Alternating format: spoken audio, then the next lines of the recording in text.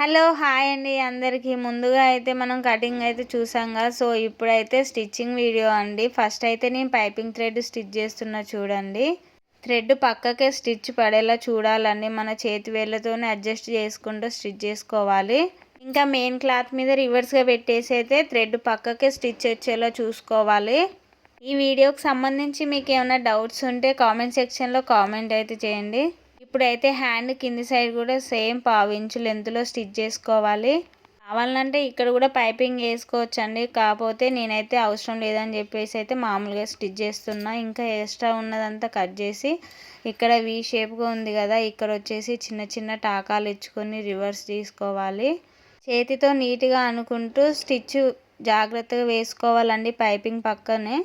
వీడియోని అయితే ఎక్కడ కూడా స్కిప్ చేయకుండా చూడండి జాగ్రత్తగా.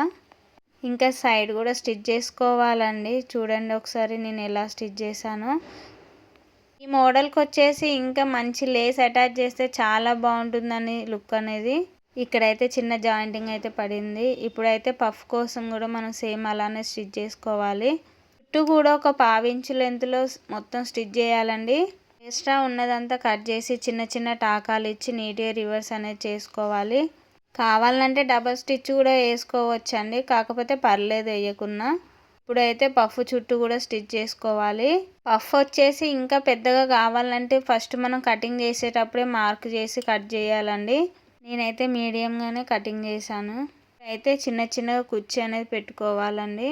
మనం క్లాత్ తీసుకున్న దాన్ని బట్టి కుర్చీ అయితే చిన్న చిన్నగా పెట్టుకోవాలి. స్టిచ్చింగ్ అనేది నీట్గా ఉంటే లుక్ అనేది బాగుంటుందండి. బ్లౌజ్ వేసుకున్న తర్వాత ఆపోజిట్ డైరెక్షన్లో అనేది కుర్చీ అయితే పెట్టుకోవాలి. అప్పుడు బాగా కనిపిస్తుందండి.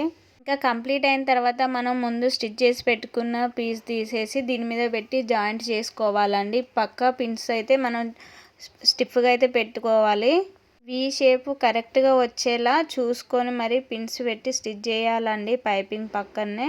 ఆపోజిట్ కలర్ లేస్ వేసిన ఇక్కడ బాగుంటుందండి. ఇంకా ఎవరిష్టం వాళ్ళది. నేనైతే డబల్ స్టిచ్ అనేది కూడా వేసానండి. కావాలంటే లేస్ కూడా వేసుకోవచ్చు. ఈ మోడల్ అయితే మీకు అర్థమవుతుందని అనుకుంటున్నా. స్టిచ్చింగ్ అయిపోయిన తర్వాత ఇంకా ఎక్స్ట్రా ఏమన్నా ఉంటే కటింగ్ చేస్తే సరిపోతుంది.